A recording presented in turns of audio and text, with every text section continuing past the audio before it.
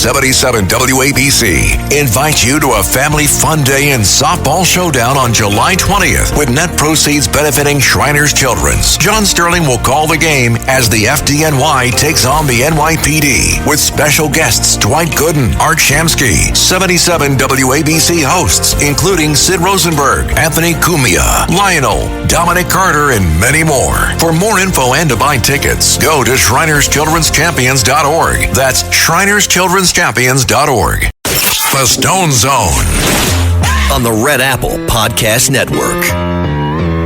Welcome. You are now entering the Stone Zone. Well, the boss of the Federal Housing Finance Agency, who also chairs Fannie Mae and Freddie Mac, the two federal housing powerhouses, claims that Federal Reserve Chairman Jerome Powell should lose his job over allegedly false testimony he gave to Congress regarding a $2.5 billion revamp of the Federal Reserve's Palacial, D.C. headquarters. This is, of course, the same Jerome Powell, chairman of the Fed, who is refusing to cut interest rates on the American people, despite the fact that both the inflation rate and the unemployment rate are lower today than when the Fed cut rates to try to assist Joe Biden in last November's election. Bill Pulte, the head of the Federal Home Finance Administration, joins us later in the show to talk about all of that.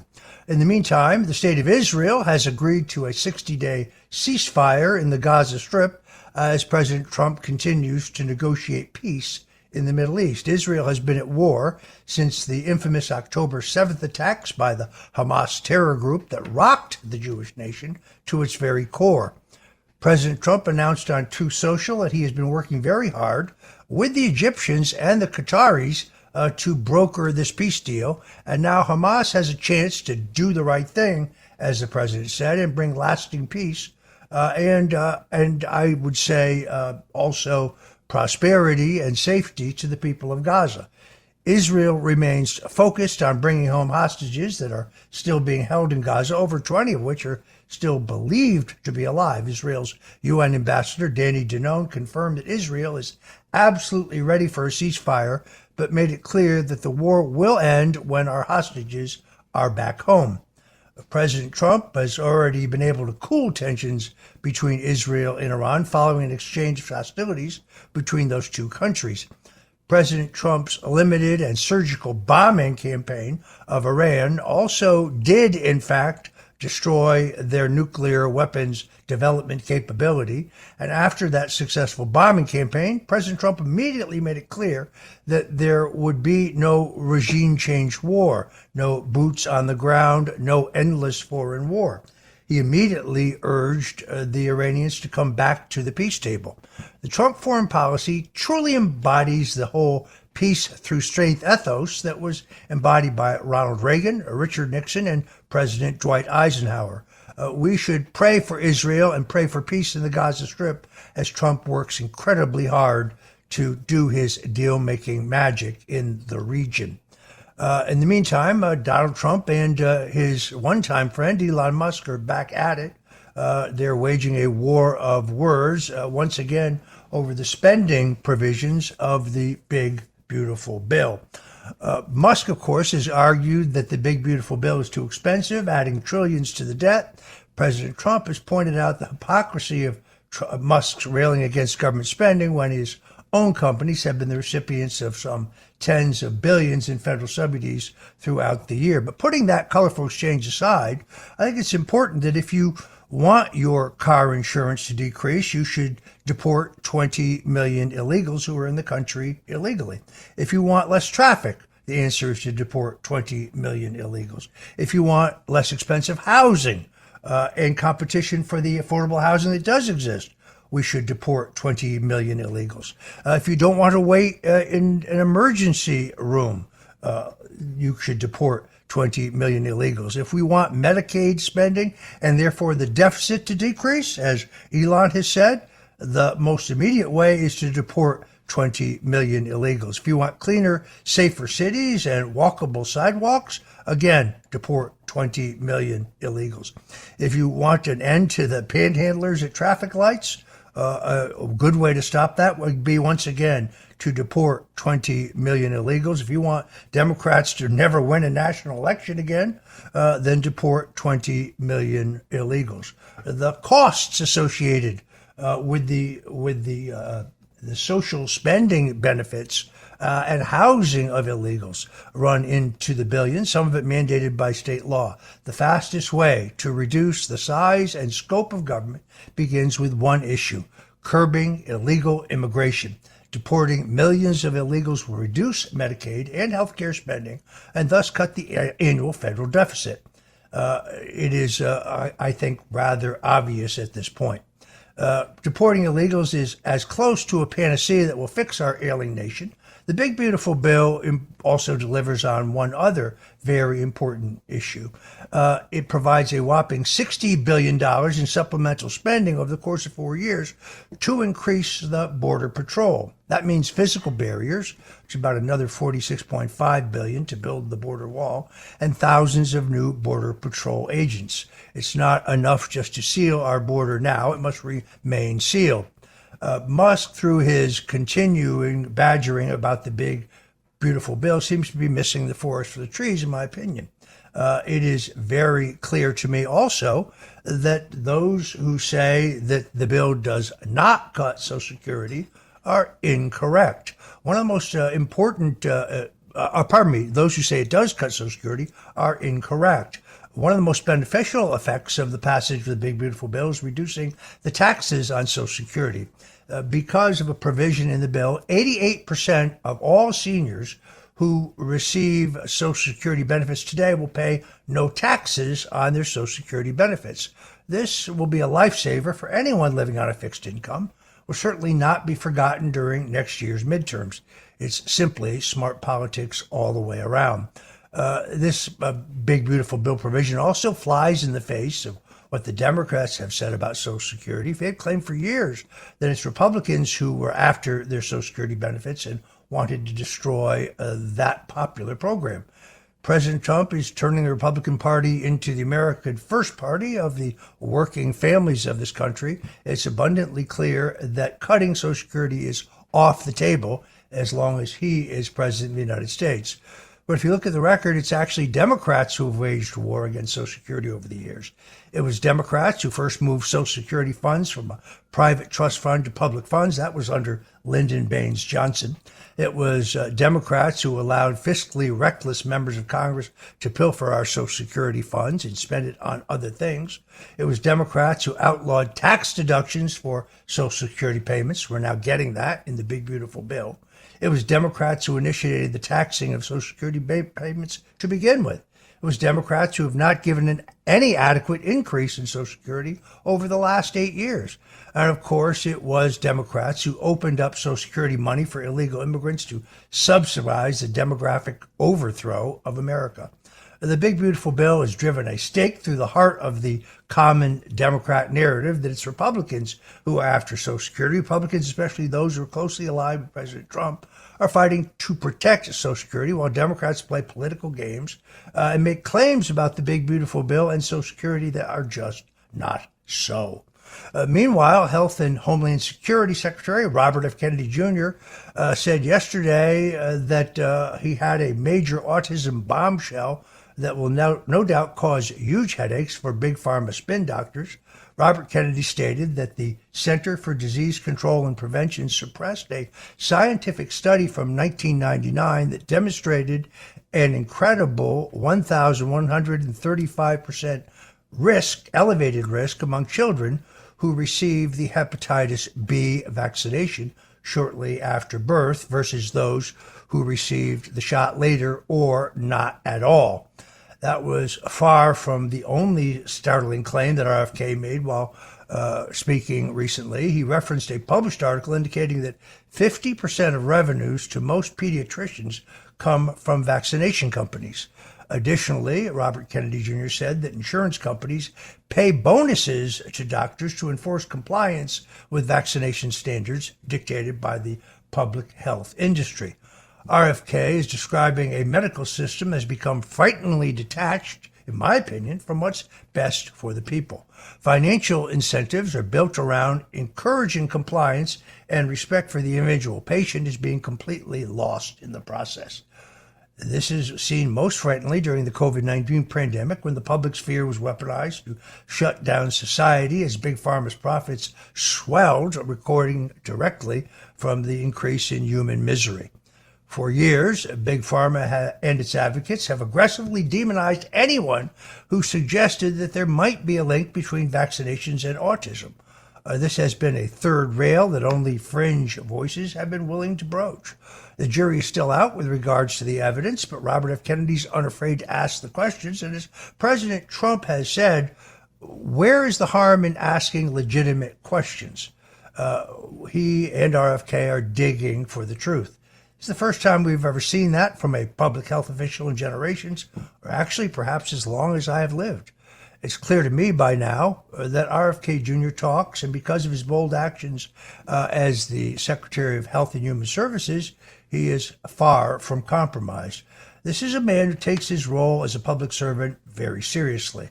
I knew and was friendly with Robert Kennedy before he ran for president. Didn't know him nearly as well as I know Donald Trump, but I've always admired the fact that in any public forum, whether a panel or a debate or an interview, I've never seen him put forward a fact that he could not back up with a relevant, legitimate study or test. And for that, I have enormous respect for him. I think he's on the cusp of realizing his life's work, and the American people will be immeasurably better off if he succeeds in cleaning up the institutional rot in our federal health bureaucracy. Robert F. Kennedy may very well have been President Trump's wisest cabinet pick, although that's quite a contest, because I think Secretary of State Marco Rubio is doing an amazing job. I also think obviously very highly of Director of National Intelligence Tulsi Gabbard. This is a all-star cabinet. Meanwhile, Paramount Global, the parent company of CBS News, has agreed to pay President Donald Trump over $30 million to settle an election interference lawsuit that Trump filed against the network.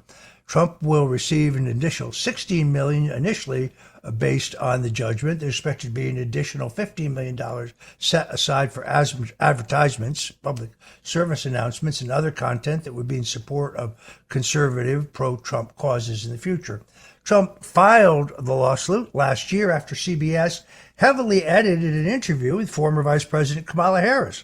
It was a kind of a ham-handed attempt to sway votes in the lead up to last year's presidential election. In the aftermath of the settlement, CBS will be changing their editorial standards to where they will be editing unaltered transcripts of interviews with presidential candidates from now on. This rule, informally dubbed the Trump rule, will create additional transparency in the media coverage of future presidential elections. President Trump has gone on the offense to level the playing field when it comes to the mainstream media. Contrary to cries from the Democrats, Trump's lawsuit actually enhances media fairness and accountability. The public will get full interviews rather than spin doctor versions of what the network wants it to be. The fake news media's ability to play gatekeeper has taken a major hit with this settlement. I think it is good news for our entire political system. If you're just tuning in, I'm Roger Stone. You're in the Stone Zone, where every weekday we bring you news, history, politics writ large. We talk about food occasionally, style, but you're in the right place. It's the hottest show on AM radio today. You're in the Stone Zone. I urge you very strongly, don't touch that dial because, well, we'll be right back in the zone. This is the Stone Zone with Roger Stone.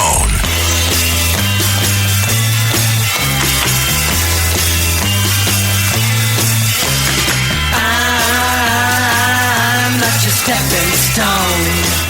77 WABC invites you to a family fun day and softball showdown on July 20th with net proceeds benefiting Shriners Children's. John Sterling will call the game as the FDNY takes on the NYPD with special guests Dwight Gooden, Art Shamsky, 77 WABC hosts including Sid Rosenberg, Anthony Cumia, Lionel, Dominic Carter, and many more. For more info and to buy tickets, go to ShrinersChildren'sChampions.org. That's ShrinersChildren'sChampions.org.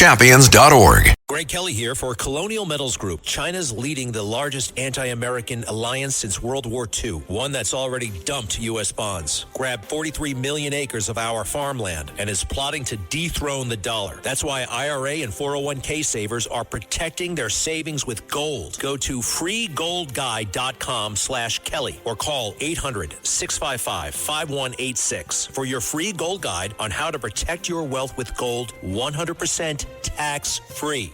This National Foster Care Month, Marine Toys for Tots is providing hope to children who need it most. Staff Sergeant James Caldwell, who grew up in foster care himself, shares that while handing out gifts at a Toys for Tots distribution event, a little girl looked up at him, reached into her bag, pulled out a stuffed animal and said, "Someone needs to make sure you get a toy too." That simple gesture embodies the heart of Marine Toys for Tots, ensuring every child, including those in foster care, experiences the kindness that can transform their future. Visit toysfortots.org today. The Stone Zone On the Red Apple Podcast Network. And we're back in the Stone Zone. Well, here we go again. Yet another federal judge has intervened in order to impede President Trump's ability to conduct immigration policy, this time stepping in to protect the temporary legal status of Haitians who are in the United States illegally. New York District Court Judge Brian M. Cogan, an appointee of President George W. Bush, issued a ruling that stated that Trump's administration's decision to cancel the temporary protected status of Haitians 5 months earlier than anticipated was unlawful. The Biden administration has given these Haitians additional protections after they declared that it was necessary because of growing dangers in the country. The Trump administration disagreed and overruled the Biden-era decision, arguing that the political situation has improved enough in Haiti for these people to be sent back to their home. But Judge Cogan apparently believes that Biden's policies cannot be reversed by President Trump, and our nation is now essentially being held hostage to him. The Supreme Court may need once again to intervene, as they did in the case of 350,000 Venezuelans who sued to stay in the United States. The U.S. Supreme Court nullified a ruling by a leftist activist judge in the junkies' paradise of San Francisco that keeps the TPS, the temporary status of these Venezuelans in the United States. The Trump administration said the Biden regime exploited programs to let poorly vetted migrants into this country, and they rightfully must overturn these Biden-era abuses that empower illegals, and they make our country less safe. Lower-level judges have proven to be a menace when it comes to abusing their authority to impede the mandate that President Trump won in the last election. It's clear to me they have become some of the most overreaching, arrogant, and power-hungry people currently serving in government. Perhaps it's time to ignore their rulings. To paraphrase one of the greatest presidents ever, President Andrew Jackson, the courts have now made their rulings and let them come and try to enforce it. I'm not a lawyer, but I do recognize the Andrew Jackson precedent. Joining us on the other side will be William J. Bill Pulte. He is the director of the U.S. Federal Housing Administration, also known as the Federal Housing and Financing Agency. He's also the chairman of Fannie Mae and Freddie Mac, the two housing powerhouses that fund mortgages for the American people. Pulte is all over the news today because he has been calling on Federal Reserve Chairman Jerome Powell to cut interest rates, since the inflation rate and the unemployment rate are both lower than the last time the Fed cut rates, just before the 2024 election. In that case, to benefit Joe Biden, I believe, but they refused to cut rates today. But now Pulte is calling for a congressional investigation into Federal Reserve Chairman Jerome Powell, because it appears that Powell has lied under oath to Congress about a $2.5 billion renovation of the Palacial headquarters of the Federal Reserve in Washington, D.C. Yes, it's shocking, and Bill Pulte himself will be joining us shortly in the Stone Zone to break this all down. So whatever you do, stay tuned to the Zone. I'm Roger Stone. We'll be right back with Director Pulte and this bombshell story. This is the Stone Zone with Roger Stone.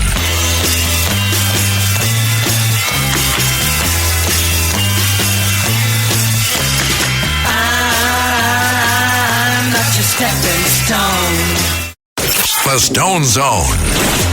On the Red Apple Podcast Network.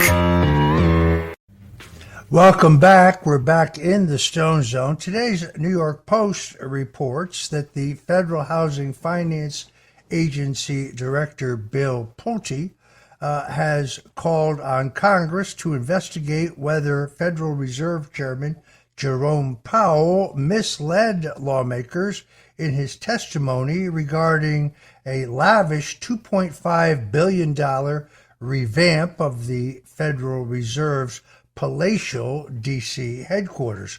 Pulte has been a sharp critic of Chairman Powell, pointing out that despite the fact that both inflation and unemployment are lower today than when the Federal Reserve last cut interest rates, Powell has stoutly refused to cut interest rates on the American people. Joining us now is a man who's all over the news today.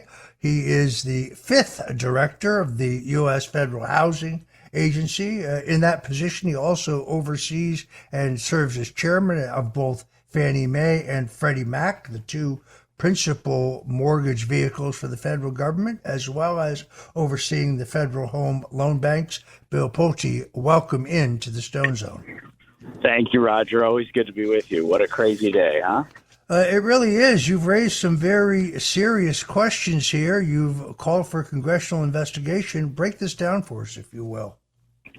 Well, I really haven't heard from a lot of people that I heard from today in a long time. I mean, it's everywhere, and I think that it really strikes a chord with people, Roger. I don't think it's really about what I did or President Trump or yourself or anyone else in this world. I think it really has to do with Jerome Powell and his actions. You know, we had to deal with this guy all throughout COVID, as you remember. Everybody's so used to seeing this guy on TV during COVID, and now he's still here. But, you know, he's out there doing a $2.5 billion renovation on a building, which, you know, I know a lot about construction, Roger. It would be very hard for me to spend $2.5 billion on a renovation, just to be frank.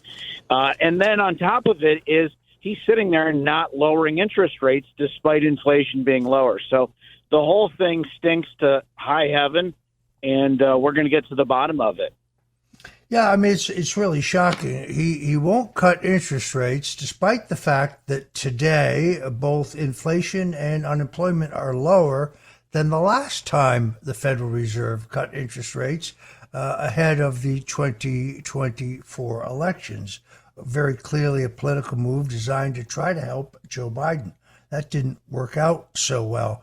But his whole let him eat cake mentality is really offensive. He said before Congress that this $2.5 billion renovation of the Federal Reserve's incredibly palatial headquarters, he specifically said there is no VIP dining room, there is no new marble, there are no special elevators, there are no new water features, there's no beehives, there's no roof terrace gardens.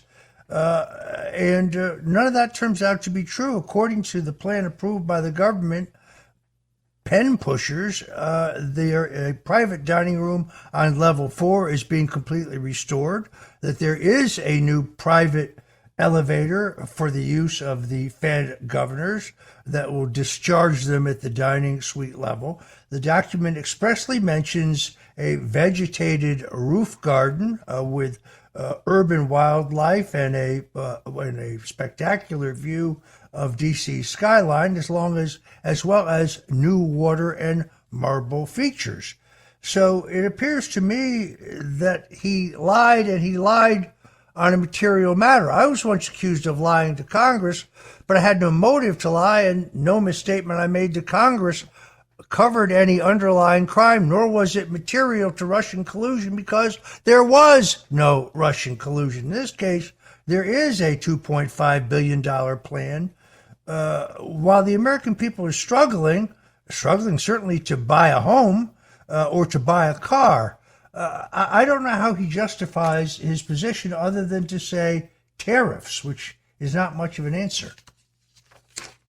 Well, he's got real problems, and he's going to continue to have real problems because, you know, people look the other way for a long period of time. We had COVID.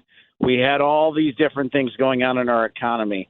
But when you start messing with people's money for no reason whatsoever, which is what he's doing, in my opinion, I think that it's just a matter of time before this gets worse for him. And I wouldn't be surprised to see there be investigations. And, we'll see where it goes from there, Roger. But, this is a cautionary tale frankly, for me and for other people who serve in government, but also people who, frankly, make money and become wealthy.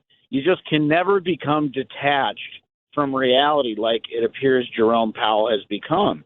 Because, you sit there and you think to yourself, President Trump called him a stubborn mule. And you sit there and you think to yourself, this just doesn't seem right. How could somebody think like this? And honestly, Roger, I think that Jerome Powell has created his own reality where he somehow thinks that it's fine that he has created this $2.5 billion renovation and that he hasn't lowered interest rates. And I don't know what reality that is, but it's certainly not one that I would ever want to live in. The excuse he gives is tariffs. He and many in the economics establishment have been conditioned to treat tariffs as inherently harmful. I think that's false.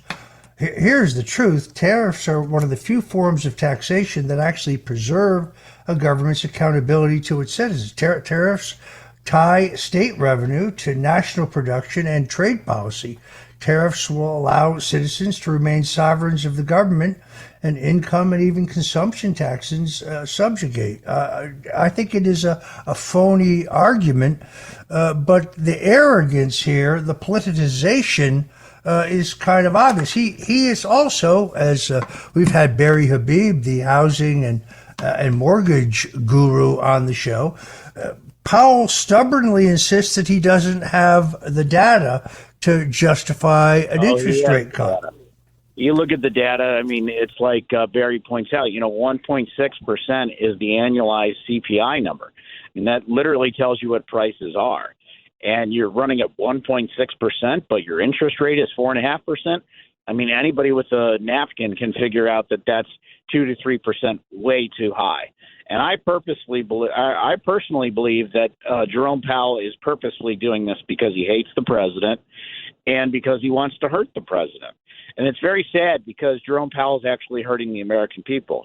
President Trump is very tough, but a lot of American people have these interest expenses. And so when you have, CPI trailing at, let's call it 1.6% on a run rate basis, you apply it over a yearly period, and then you've got these interest rates at 4.5%. That's enough to do substantial damage to the economy. And I think as I said, I think it's going to get worse, and I think the data is going to continue to prove out to be true that he is doing this with willful intent. Yeah, I mean, looking at your statement was interesting. You not only pointed out that he may have dissembled before Congress, but you also suggested that the Congress investigate his political bias. I mean, I think they have the authority to do that. I've been through this. They certainly had no problem subpoenaing my email messages, my text messages, tracking all of my phone calls. By the way, they found no evidence of Russian collusion or WikiLeaks collaboration, despite what some in the media had reported. Why could they not subpoena Jerome Powell's emails and text messages for evidence of political bias? I think that would be perfectly reasonable. I think there'll be a lot more coming out, Roger. I spoke with some U.S. senators today, and I think you also saw that one senator, Senator Lummis, tweeted the article, or tweeted the quote retweet, let's call it, my tweet about saying that Congress should investigate. So I think a lot more will come out. And if Senator Lummis's tweet is any indication that people are watching, I wouldn't be surprised to see Congress pick this up and pick it up real quick. Bill, I want to ask you about the importance of the big, beautiful bill. Seems to be inching closer and closer to being reality. Earlier in the show, we doused a lot of the disinformation about the bill. It will, in fact, eliminate taxes on Social Security for 88% of Americans. There are those out there saying, no, it doesn't do that. It does do that. It could not be completely eliminated for structural reasons, but there is language in there that has the effect of doing away with a complete tax break on 88% of seniors. Tell us about how important this bill is, because I think a lot of people are buying into the disinformation. It's incredibly important, Roger. I think it'll be one of the hallmarks of President Trump's term. I think that this will actually set off the golden age. I've talked a long time about how there's going to be a housing boom in this country. And you know how I feel about what Jerome Powell is doing to stunt that housing boom. But I actually think that the big, beautiful bill will be the gasoline, so to speak, that will start the fire in a good way, which is the housing boom. And you look at what's happening right now in the country. You have 4 years of inflation that have just robbed Americans of their savings, robbed Americans of their earning potential, meaning nobody's been able to really grow their earnings on an inflation-adjusted standpoint. So I think that this is going to be really a home run. And, this isn't investment advice, Roger, but I think that the stock market will boom. I truly, truly believe that. The president has spoken about the possibility of taking Fannie Mae and Freddie Mac, the two housing mortgage giants, private. It's a decision he'll make down the road. But I also noticed that he very quickly said whether he does that or not, and we don't know whether he's going to do it, he's still considering it, the federal government would continue to guarantee mortgages so there'd be no damage, no deterioration among housing bonds. I think it is an innovative idea. I salute the president because he is an outside-the-box thinker, and he views everything under this prism of what is best for America, what's best for the taxpayers, what is best for U.S. citizens, not our allies, not illegals who are in the country, not the politicians in the political class, but what is best for America. He's an inspiring guy to work for. I don't know when he sleeps, to be honest with you. His energy it just astounds me. His stamina is extraordinary. He's obviously very courageous. I mean, they tried to kill him twice, and he still keeps pushing forward on this agenda of reform. I think there's a high probability that we are heading into a golden age here. He's had a heck of a run just in the last week with this decision in the federal courts that seems to me to end the judicial tyranny in which judges that they shop for, activists, liberal judges, issue these sweeping, nationally impacting rulings. Looks to me like that obstacle is now out of the way. USID going out of business, stepping up the deportation of illegals. The president's had one heck of a week. He really has, and he's a machine, like you said, and it's been publicly reported. He stays late into the Oval Office, and then it's been reported that he goes up into the residence and that he continues to work into the late hours of the night. This is a man who is a machine. I don't know if they will make another one like this gentleman.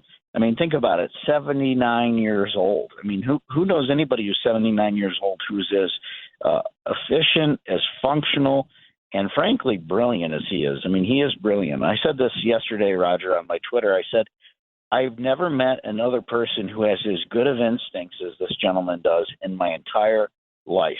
His instincts are just otherworldly. I don't care what anybody says about him. I think he's brilliant.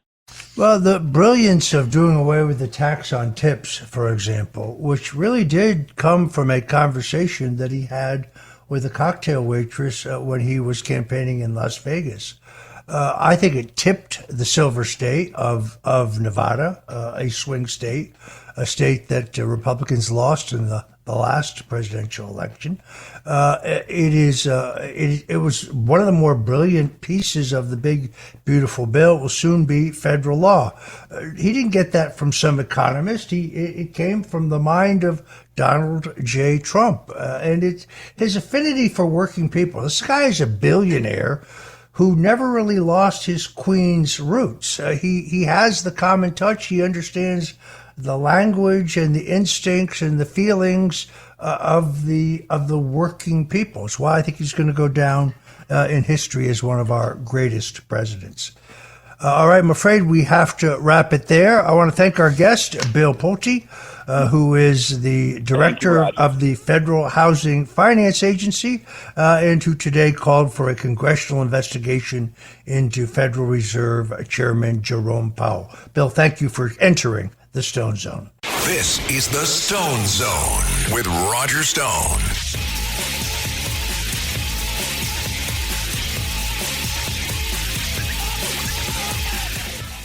This is the Stone Zone with Roger Stone.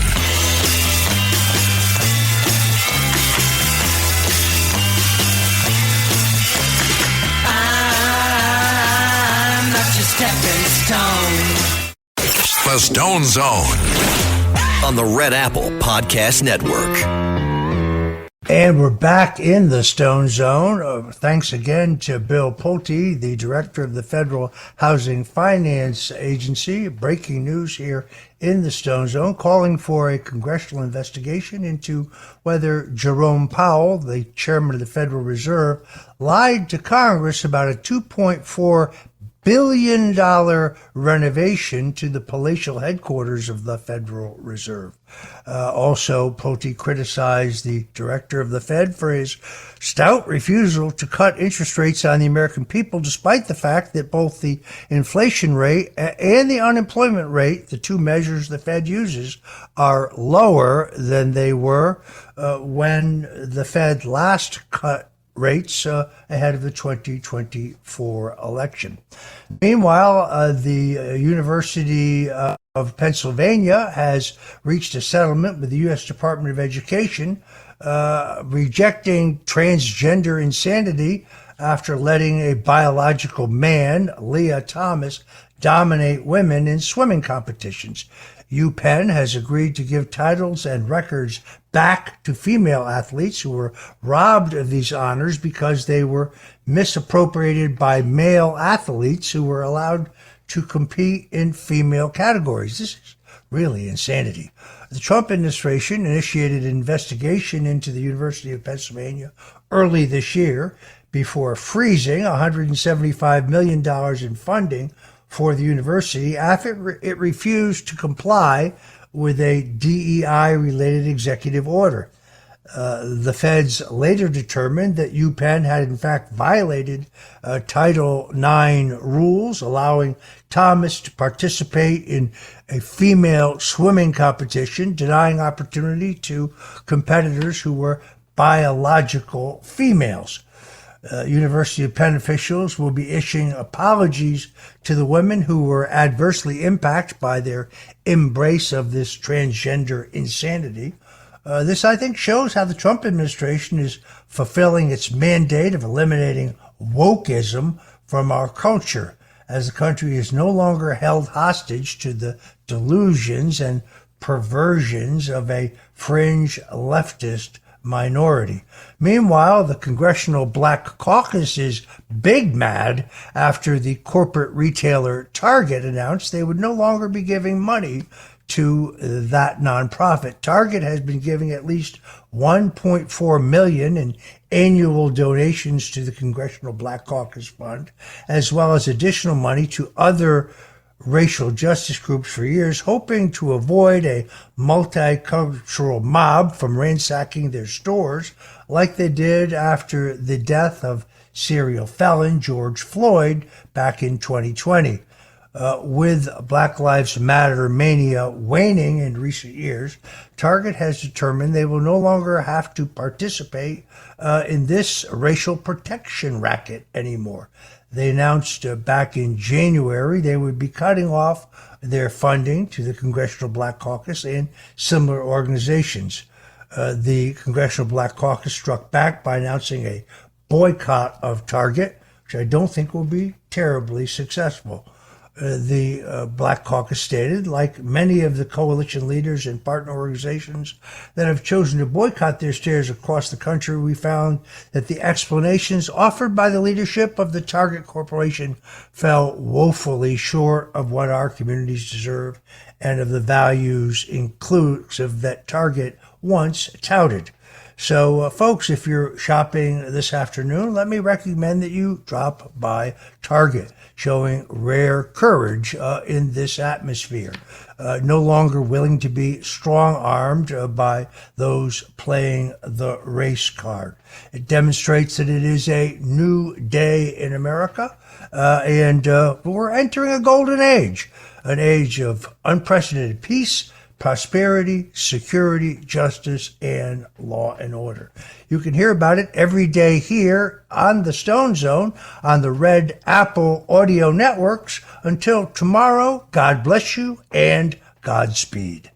Thanks for listening to The Stone Zone with Roger Stone. You can hear The Stone Zone with Roger Stone weeknights at 8 on 77 WABC. If you like the podcast, share it with your friends and listen anytime at WABCRadio.com and download the WABC Radio app. Hit that subscribe button on all major podcast platforms. Plus, follow WABC on social on Instagram, TikTok, Facebook, and X. See you next time for a new episode, so you never have to wonder. What the heck is going on here? 77 WABC invites you to a family fun day and softball showdown on July 20th with net proceeds benefiting Shriners Children's. John Sterling will call the game as the FDNY takes on the NYPD with special guests Dwight Gooden, Art Shamsky, 77 WABC hosts including Sid Rosenberg, Anthony Cumia, Lionel, Dominic Carter, and many more. For more info and to buy tickets, go to ShrinersChildren'sChampions.org. That's ShrinersChildren'sChampions.org.